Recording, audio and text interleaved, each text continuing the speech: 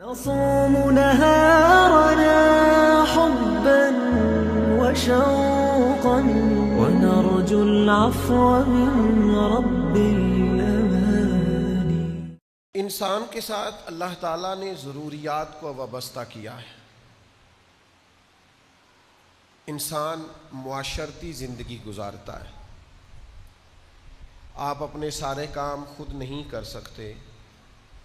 آپ کو دوائی لینے کے لیے ڈاکٹر کی ضرورت ہے، تعلیم لینے کے لیے استاد کی ضرورت ہے، آپ کو مشوروں کے لیے اچھے اور تجربہ کار مشیر کی ضرورت ہے۔ انسان کو ضروریات پڑتی۔ اس کا ہرگز یہ مطلب نہیں ہونا چاہیے کہ انسان اپنے مزاج میں کسی قسم کا کوئی لالچ پیدا کر لے اور اس کی طبیعت اس طرح کی ہو جائے کہ میں نے گزارا ہی صرف لوگوں سے لے کے کرنا۔ مجبوریاں آ جاتی ہیں، انسان پر مشکل حالات بھی آ جاتے ہیں۔ کئی دفعہ حالات اس طرح کے ہو جاتے ہیں کہ وہ اکیلا ان حالات سے نمٹ نہیں سکتا، ان حالات کو عبور نہیں کر سکتا، اس کے لیے اسے دوسروں کی مدد کی ضرورت پڑتی ہے۔ اور وہ لوگ بڑے شاندار ہوتے ہیں جن کی مدد کی جاتی ہے، وہ معمولی لوگ نہیں ہوتے۔ اس انداز کی یہ واحد حدیث ہے کتب احادیث میں کہ حضور نے فرمایا، رب فرمائے گا قیامت والے دن کہ میں پیاسا تھا، تم نے مجھے پانی کیوں نہیں پلایا؟ میں بھوکا تھا، تم نے کھانا کیوں نہیں دیا؟ مجھے لباس کی ضرورت تھی۔ بلا مثال و بلا تشبیہ۔ تو بندہ عرض کرے گا، مالک تو کھانے پینے پہننے سے پاک ہے، تو رب فرمائے گا وہ جو میرا بندہ ضرورت مند تھا تو بندہ تو میرا ہی تھا نا۔ اس بندے کو دیکھیں اللہ نے درجہ کیا دیا ہے۔ اگر ضرورت مند ہو گیا ہے تو پھر اس کا ایک مقام ہے، کوئی شخص اسے حقیر نہ سمجھے۔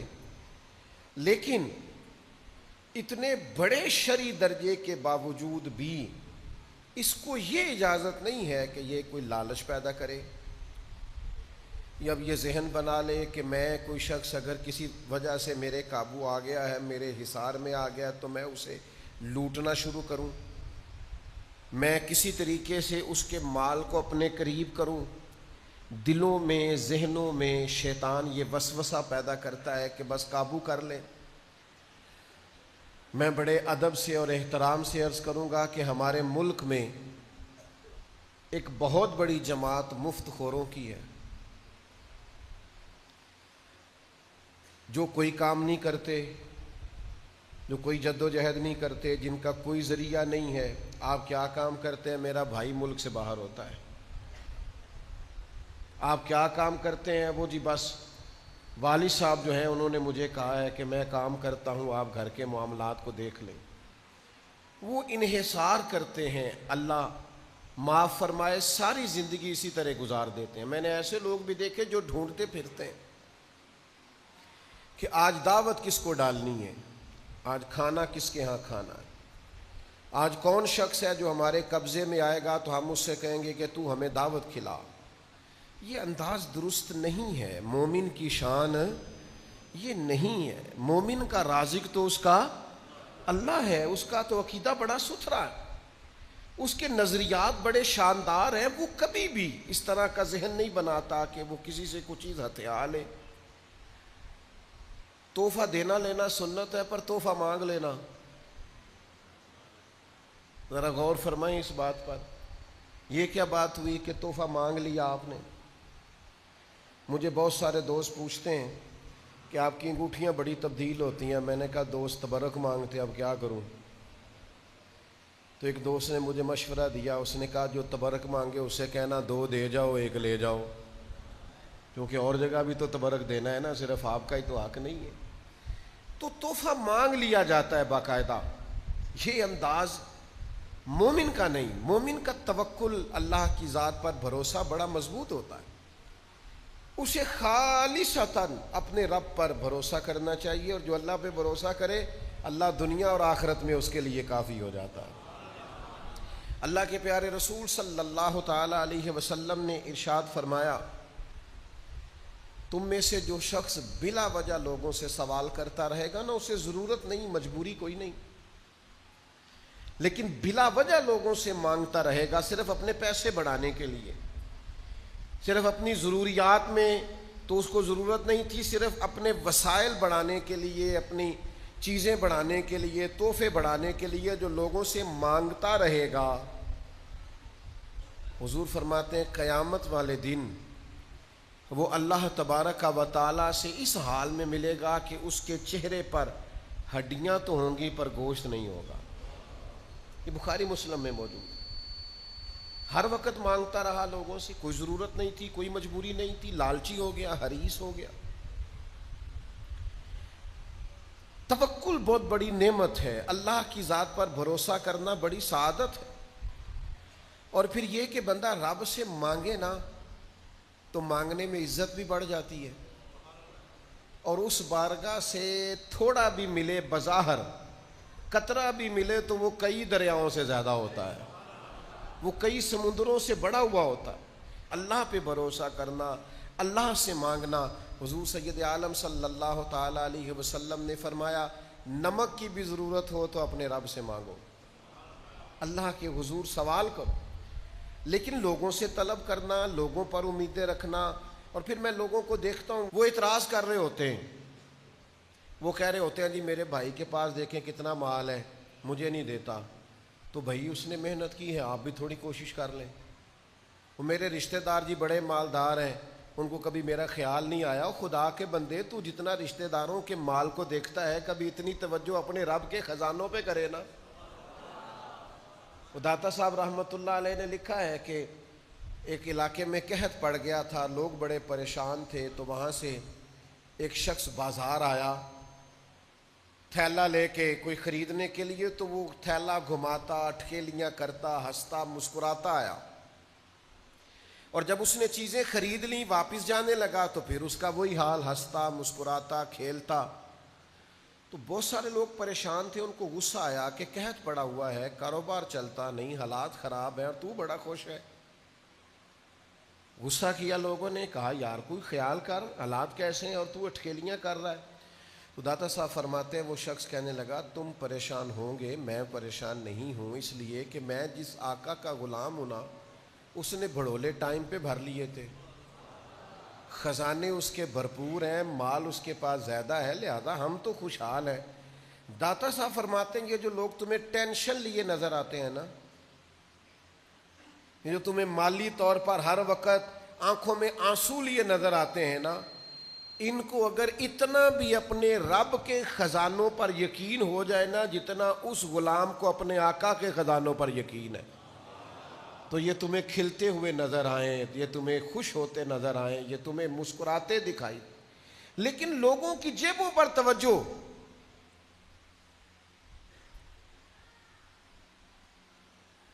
اور مانگنے کا نیا سے نیا سٹائل، طلب کرنے کا نیا سے نیا رنگ، نیا سے نیا ڈھونگ، نئی سے نئی واردات، ایسا ایسا طریقہ، ایسے ایسے شاندار لباس میں لوگوں کا آنا، اور اس طرح سے مطالبہ کرنا کہ جو سمجھ سے بالاتار ہے۔ آپ یقین کریں تبرکات، ہمارے ایک دوست ہے بیچارے، اچھا مالدار ہے لیکن بڑے ہی عقیدت والے، بڑے ہی پیار والے، مدینہ شریف کی گلیوں کو چومنے والے۔ ایک صاحب انہیں ملے جنوبی پنجاب کے، جی میں مدینہ شریف رہا ہوں، یہ میری فلاں شیخ کے ساتھ تصویر ہے، یہ میری فلاں شیخ کے ساتھ تصویر ہے، میرے پاس تبرکات ہیں، حرم شریف کی خاص چیزیں ہیں۔ وہ بیچارے عقیدت والے آدمی تھے، قابو آ گئے۔ بعد میں ان سے کہا 27 لاکھ روپیہ دے دو تبرکات کا۔ شرم نہیں آتی؟ تبرک بھی بکتا ہے۔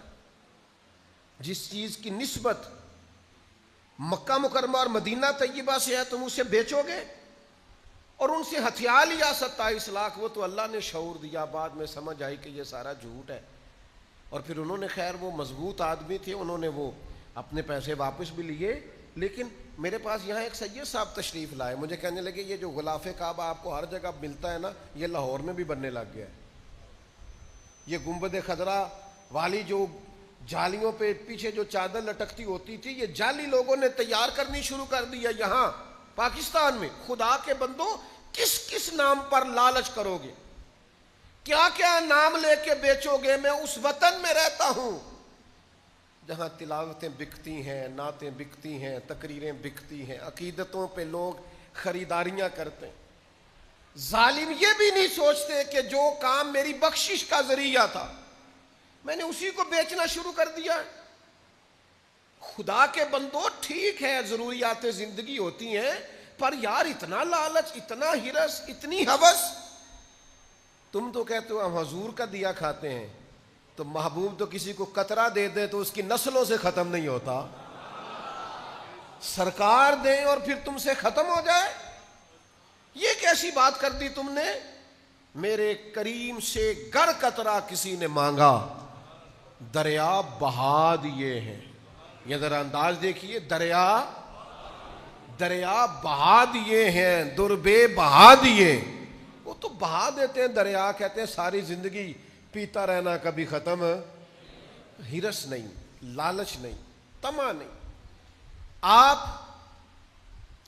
اللہ تبارک و تعالیٰ کی بارگاہ کی طرف رجوع کریں، رسول کائنات کی بارگاہ کی طرف رجوع کریں، لیکن یہ مزاج۔ اور پھر ایک بزرگ تھے، پہلے غریب تھے، پھر امیر ہو گئے، تو کسی نے مبارک دی کہ شیخ مبارک ہو، اللہ نے بڑے مال دے دیا۔ فرمانے لگے یار چھوڑ، پہلے ٹھیک تھا، جو پیار کرتا تھا ہم سے تو کرتا تھا نا، اب تو جو پیار کرتا ہے جیب سے کرتا ہے۔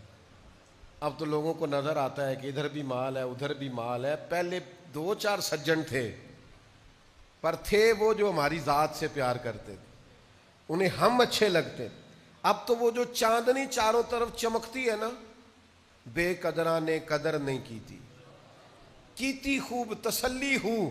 او بھائی تھوڑا اپنی زندگی کے اندر اس سے چند قدم پیچھے ہٹیں، اپنے رب پر بھرو۔ اور پھر میں آپ کو ایک بات عرض کروں،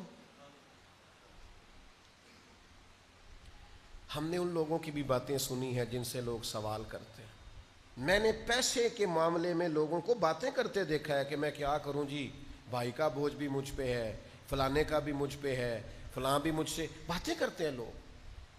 آپ ذرا کہیں دین کے لیے کہہ کے دیکھیں، آپ کسی دوست سے کہیں نامینیٹ کر کے یار یہ کام ہے، آپ چہروں کا رنگ بدلتا دیکھیں گے، آپ کیفیت بدلتے دیکھیں گے۔ لوگ کرسیاں گھما کے رخ پھیر لیتے ہیں، کہتے ہیں آپ نے بھی یہ کہنا شروع کر دیا ہے، آپ بھی یہاں تک آ گئے۔ حضرت امیر معاویہ رضی اللہ تعالیٰ عنہ سے کسی شخص نے ایک دفعہ پوچھا کہ حضرت آپ نے بڑی جنگیں لڑی، سالوں حکومت کی، زندگی میں پیچ و تاب دیکھے، مشکل کام کیا ہے؟ فرمایا مشکل کام ہے کسی بندے سے چندہ لینا، کہ یار دینا، یہ جہاد کے لیے ضرورت ہے، دنیا کا مشکل کام ہے۔ آپ کسی سے بھی بات کر، تو بھائی آپ کا خیال ہے کہ آپ نے بڑی چالاکی دکھائی اور آپ بڑے سمارٹ تھے اور آپ کی گفتگو بڑی لچھے دار تھی اور آپ کی باتوں میں بڑی معنویت تھی، تو سامنے والے نے فٹافٹ اپنی جیب سے آپ کو نکال کے دے دیا؟ ایسا نہیں ہوتا۔ وہ کوئی اور ہوتے ہیں جو کہتے ہیں میری سعادت ہے آپ نے مجھے کام بتایا، ورنہ لوگوں کے چہرے بدل جاتے ہیں، وہ تنہائی میں باتیں کرتے ہیں، وہ داستان سرائی کرتے ہیں، وہ لوگوں کو بتاتے ہیں۔ یوں تو ہر ایک کو شیطان سے ڈر لگتا ہے، پر مجھ کو اس دور کے کچھ انسان سے ڈر لگتا ہے، اور جس کی ہر بات میں پوشیدہ ہو نشتر کی چبھن، ایسے ہر صاحب احسان سے ڈر لگتا ہے۔ جو احسان جتلائے گا وہ نشتر کی طرح چبھے گا۔ کیوں آپ ادھر ادھر دیکھتے ہیں، 3 جوڑے بڑے کافی ہیں، ایک روٹی دوپہر میں کھا لی جائے نا تو وہ انسان کے 24 گھنٹوں کے لیے کافی ہوتی۔ میرے ابا جی کہا کرتے تھے پتر دانے پالو پڑولے چ تے اچار پالو مرتبانے چ، تے پرواہ نہیں۔ آپ اپنی عزت نفس کو قائم رکھیں، اپنا پردہ صرف اللہ رسول کے سامنے کھولیں۔ دنیا کچھ بھی نہیں دیتی میرے دوستو، سوائے اس کے کہ رسوا کرتی ہے، سوائے اس کے کہ باتیں کرتی ہے۔ یتیموں کے بارے میں ہم نے باتیں کرتے لوگوں کو سنا ہے کہ ٹھیک ہے والد چلا گیا لیکن ساری زندگی کاروبار کیا، وہ پیسے کدھر ہیں؟ کدھر ہے ان کا مال؟ چھپایا ہوا انہوں نے رکھا ہوا ہے۔ ایسا تھوڑی تھا کہ ابا چلا گیا تو ان کے پاس کچھ نہیں۔ وہ جن کو آپ سمجھتے ہیں نا سرپرست ہیں، چاچے بابے ہیں، فلانے ہیں، اللہ ماشاءاللہ، وہ تو لمبی چوڑی گفتگو کرتے ہیں۔ خدا را اپنے معاملات کو سمیٹیے، قربان جائیں میرے رسول پاک کے انداز تربیت پر۔ حضرت صوبان بن مالک نے کہا، یعنی حضور نہ اس طرح کا اپنا غلام چاہتے ہیں، اور ذرا دیکھنا یار بھلا میں کیا کہنے لگا ہوں، نبی پاک نہ اس طرح کا سجانا، سوارنا، نکھارنا، تعمیر کرنا چاہتے. حضرت ثوبان بن مالک بڑے عاشق قسم کے صحابی ہیں. عاشق یہ وہی ہیں جو مسجد میں بیٹھ کے رو رہے تھے تو حضور نے پوچھا کیوں روتے ہو؟ عرض کی حضور آپ کے بغیر دل نہیں لگتا. تو کریم نے فرمایا روتے کیوں ہو؟ یا رسول اللہ یہ سوچ کے رو رہا ہوں کہ جنت میں کیسے زیارت ہوگی. او جنت میری کس کاری جتھے یار نظر نہ آوے. اللہ نے قرآن نازل کر دیا، فرمایا محبوب جو آپ کے ہوں گے گویا وہ جنت میں بھی آپ کے ساتھ ہی ہوں، جو پیروی کرنے والے ہوں گے. حضرت ثوبان بن مالک نے ایک تو بیعت کر لی نا اسلام کی. ایک دن پھر عرض کی حضور مجھے بیعت کر لیں. حضور نے فرمایا ایک شرط ہے. یا رسول اللہ آپ کی بھی شرط ہے؟ حضور بیعت کر لے. فرمایا ایک شرط ہے. کہا تھا نا حضرت بیدم نے کہ پینے کو تو پی لوں گا پر شرط. ہم یہ نہیں کہتے، ان کا کوئی مقام ہوگا انہوں نے کہا ہوگا. ہم بھی کبھی کبھی کہتے ہیں پینے کو تو پی لوں گا پر عرض ذرا سی ہے. ہم ذرا مسکین ہیں نا، شرط نہیں لگا سکتے. محبوبوں کو شرطیں کون لگائے؟ پینے کو تو پی لوں گا پر عرض اجمیر کا ساقی ہو، بغداد کا مے خانہ. یہ کبھی مہربانی ہو جائے نا، اس رستے ملے تو پھر ساقی تیری خیر تیرے میں کدے کی خیر. حضرت ثوبان نے عرض کی حضور بیعت کر لے. تو محبوب فرمانے لگے ایک شرط ہے. ایک میرا دل کرتا ہے نہ بتاؤں آپ کو شرط، یا پھر پکے ہوئی ہے شرط پہ بتا دوں. ایک شرط ہے. یا رسول اللہ کون سی؟ فرمایا میرے ہاتھ پہ ہاتھ رکھ کر بیعت. آج کے بعد کسی بندے سے سوال نہیں کرے گا. گویا یہ ادھر دیکھنا میری طرف، او نوجوانوں ادھر دیکھنا.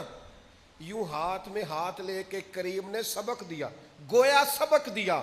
او جب ہاتھ میرے ہاتھ میں ہے تو وعدہ کر کسی بندے سے سوال نہیں کرے گا.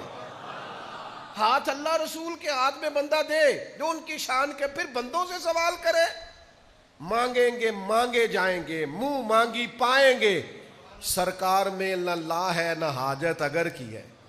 بیعت کر کے تو کسی بندے سے سوال. عرض کی سونیا وعدہ ہو گیا، کریم وعدہ ہو گیا.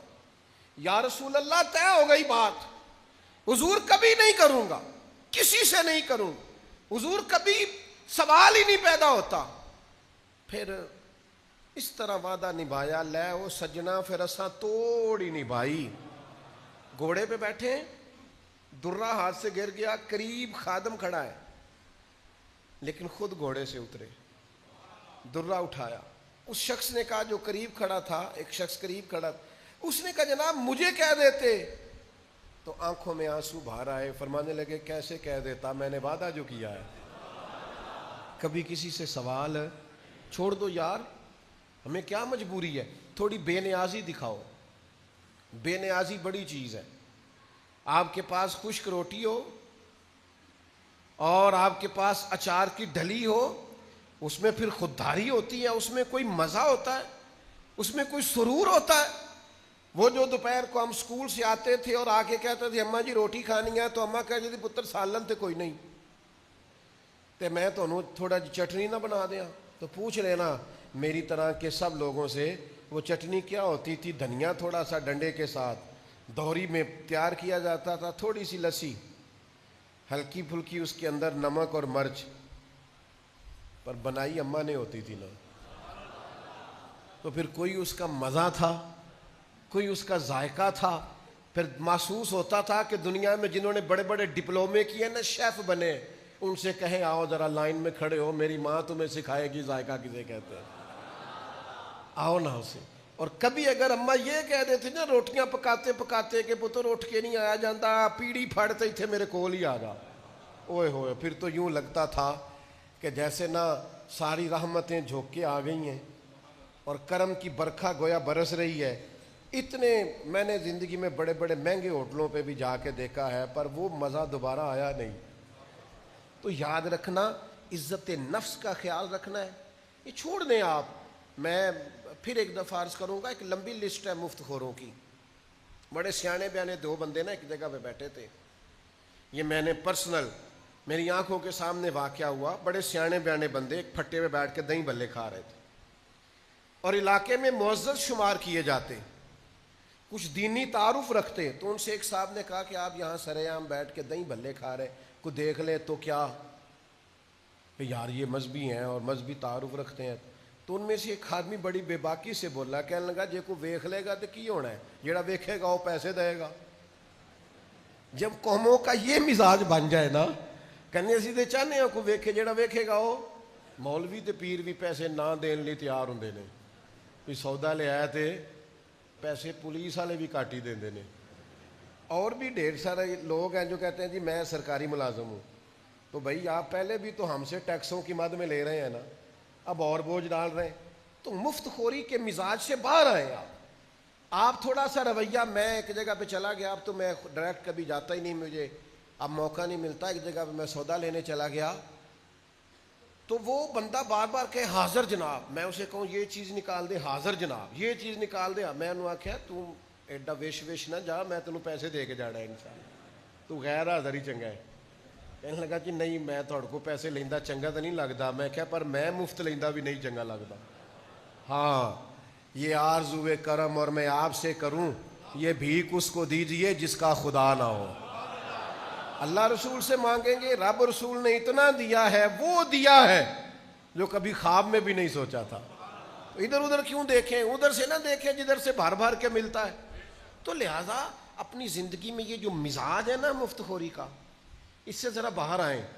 تھوڑی ان چیزوں سے مجھے باتیں یاد آ رہی ہیں, میری طبیعت نہیں ہے پر حافظہ ذرا اچھا ہے, باتیں میرے ذہن میں محو رہ جاتی ہیں. ایک صاحب نے نا ایک دکان پہ, میں ویلڈنگ کا کوئی کام کرانے کے لیے بیٹھا ہوا تھا, تو موٹر ٹینکی لائے وہ پانی والی گھر سے.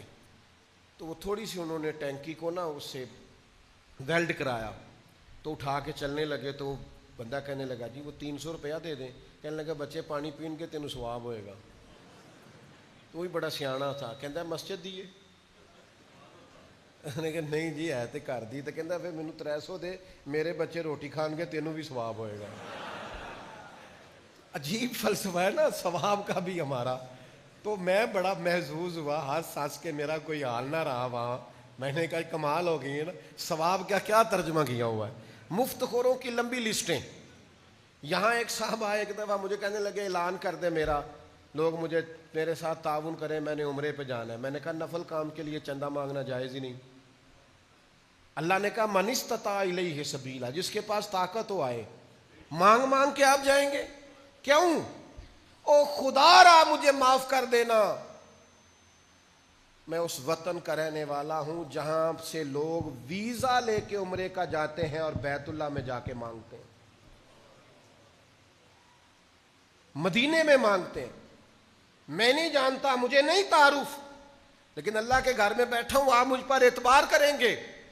میں شرم سے اس دن پانی پانی ہو گیا جس دن مجھے پتا چلا کہ پاکستان کا ویزا چند ملکوں نے اس لیے بند کیا ہے کہ یہاں آ کے مانگتے ہیں.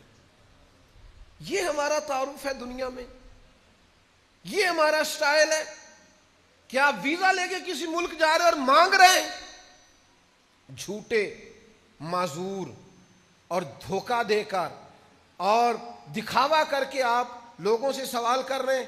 میرے نبی پاک صلی اللہ علیہ وسلم نے فرمایا جس نے اپنے اوپر سوال کا دروازہ کھولا, اللہ اس پر غربت کا دروازہ کھول دے گا, اس کے فقر کو طویل کر دے گا. اگر تم مانگ کے کھائے گا تو پیٹ کبھی نہیں بھرے گا. اگر تم مفت خوری کا مزاج پیدا کرے گا تو یہ پیاس اور بڑھے گی, یہ طلب اور بڑھے گی, یہ تیرے اندر اور کیفیات جم جائیں گی. لہذا میرے بھائی قطعاً نہیں. حضرت حکیم بن حزام میرے محبوب کے لاڈلے صحابی ہیں, کئی طرح سے ان کی روایت کتب احادیث میں آتی ہے. حافظ منذری نے اس طرح لکھی ہے کہ انہوں نے حضور سے کچھ مانگا, میرے کریم نے دیا, پھر مانگا حضور نے دیا, پھر مانگا حضور نے دیا. آخر میں کریم فرمانے لگے میرے ساتھ وعدہ کر اب کسی سے سوال نہیں کرے گا. یہ کبھی روایتیں پڑھتا ہوں تو پھر نیچے حاشیہ لکھتا ہوں, اور وہ کچھ ترجمے ایسے کرتا ہوں وہ ڈرتا بھی ہوں, تو ڈر ڈر کے سیم کے اس روایت کے نیچے بھی میں نے لکھا ہے گویا حضور نے ان سے کہا کہ جب 3 مرتبہ میں نے جو دے دیا ہے, اب زندگی میں کسی سے سوال اب نہیں سوال کرنا. حضرت ابو بکر صدیق نے پیغام بھیجا کہ کہ مال غنیمت میں آپ کا حصہ آ کے لے جائیں، فرمایا مجھے نہیں چاہیے، حضور سے وعدہ کیا۔ حضرت عمر اپنے دور خلافت میں بار بار پیغام بھیجتے رہے کہ حکیم بن حزام سے کہیں آ کے لے جائیں اپنا حصہ مال غنیمت میں سے، فرمایا میں نے نہیں لینا، حضور سے وعدہ کیا ہے۔ ایک دفعہ اتنا پیغام بھیجا جناب عمر نے کہ پھر حضرت عمر لوگوں سے فرمانے لگے سارے گواہ ہو جاؤ، میں نے حکیم کو بڑے پیغام بھیجے ہیں لیکن وہ اپنا حصہ لینے کو آتے۔ اور میرے بھائیوں، توکل اللہ کی ذات پر، بھروسہ، ان چیزوں سے تھوڑا اٹھ کر باہر نکلیں۔ یہ کیا بات ہوئی کہ ہم سارے ڈھونڈتے پھرتے ہیں، ہم ان چکروں میں پڑتے ہیں۔ مجھ سے ایک علامہ صاحب ناراض ہو گئے اور بڑے گہرے قسم کے ناراض ہوئے۔ میں نے کہا کہ میں چاہتا ہوں بچوں کو نا مدرسے میں دنیاوی تعلیم بھی دی جائے، اور میری یہ خواہش ہے کہ یہ کسی ادارے میں جا کے نوکری کریں، کسی بڑے ادارے میں یا اچھی جاب پر بیٹھیں یا بزنس کریں۔ تو مسجد کا کام جو ہے نا وہ فی سبیل اللہ کریں گے، ساری زندگی چندے نہ جمع کریں۔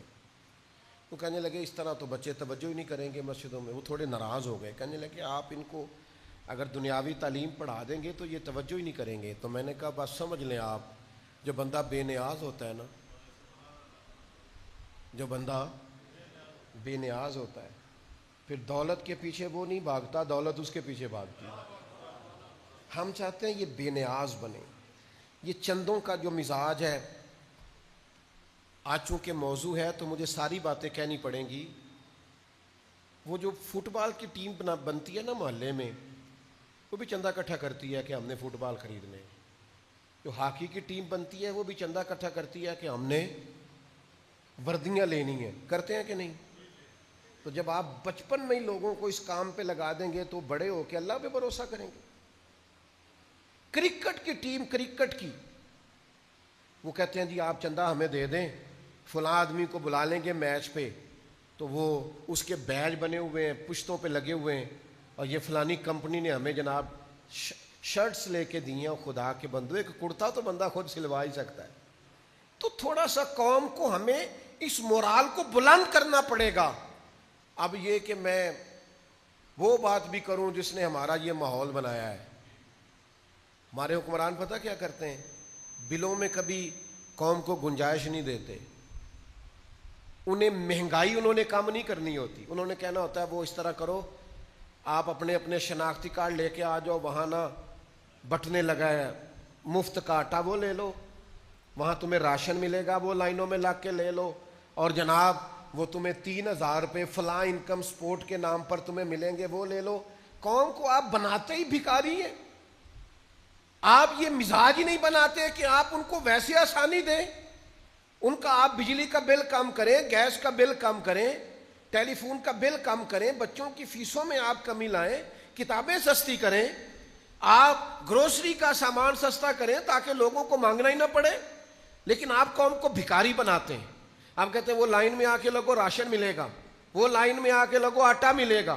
یہ مزاج مومن کا یہ مزاج نہیں ہے۔ مومن تو اپنے رب سے مانگتا ہے، وہ اللہ سے۔ اور پھر آپ ظلم یہ کرتے ہیں کہ پردہ دار عورتیں اور بوڑھی عورتیں بیچاری لائنوں میں کھڑی ہیں اور آپ دھکے پلا رہے ہوں۔ تو خدا را واپس آئیں، اللہ کی ذات پر بھروسہ کریں، اپنے رب کے حضور دیکھیں نا، ان لفظوں کا کبھی آپ حسن محسوس کریں نا۔ حضور سید عالم علیہ السلام نے فرمایا، میں وہ روایت بھی آپ کو سنا چکا ہوں کہ اس میں رب فرماتا ہے کہ وہ میرا بندہ اگر بھوکا تھا تو بندہ تو میرا ہی تھا نا، تو نے کیوں نہیں دیا؟ اس غریب کی شان اپنی جگہ پہ ہے، لیکن اللہ کے محبوب نے 2 جملے کہہ کے بات کو بڑا کھول دیا۔ حضور فرمانے لگے، اوپر والا ہاتھ نیچے والے ہاتھ سے بہتر ہے۔ اوپر والا ہاتھ نیچے والے ہاتھ سے۔ آپ ساری سیرت کی کتابیں پڑھیں، ہر سیرت نگار نے لکھا ہے نبی پاک کے گھر میں مہینہ مہینہ چولہا نہیں جلتا تھا، پر اسی شخص نے 2 صفحے چھوڑ کے یہ بھی لکھا ہے جو دروازے پہ مانگنے آتا تھا اسے جھولی بھر کے عطا کیا جاتا تھا۔ تو اپنے مزاج میں سخاوت پیدا کریں، آپ دینے کا مزاج بنائیں، آپ بانٹنے کی لوگوں کی تربیت کریں۔ لیکن طبعاً بعض لوگ ایسے ہیں جن کا مزاج اس طرح کا بن گیا ہے کہ وہ مفت خور رہ کے جینا چاہتے ہیں، وہ دوسروں کے سہارے وقت گزارنا چاہتے ہیں۔ اس بات کو کبھی نہ بھولیے گا۔ ہو سکتا ہے اس طرح آپ کے پاس پیسے بھی آ جائیں، کھانا بھی اچھے سے اچھا مل جائے، آپ کو کوئی سواری بھی گفٹ کر دے، سیل فون بھی بڑا مہنگا آپ رکھ لیں، یہ ساری چیزیں آپ کے پاس ہوں گی، پر عزت نفس نہیں ہوگی، خودداری آپ کے پاس نہیں ہوگی، وقار آپ کے پاس نہیں ہوگا۔ اپنی دنیا آپ پیدا کر اگر زندوں میں ہے، یہ سوال کی مصیبت سے بچیں، اللہ کی طرف رجوع رکھیں۔ اور سہارے بزدل لوگ تلاش کرتے ہیں، جو بہادر ہوتے ہیں وہ تو سہارے دیتے ہیں، لہذا سہارے دینے کا ارادہ کریں۔ آپ ان چیزوں سے باہر آئیں، مضبوط بھروسہ، رزق دینے والا اللہ، تو اللہ جب دینے والا ہے پھر اللہ رسول سے مانگیں گے، پھر ہمیں ادھر ادھر دیکھنے کی کوئی حاجت، اس پر مضبوط ہو جائیں، آپ دیکھیں گے زندگی قرار میں آ گئی۔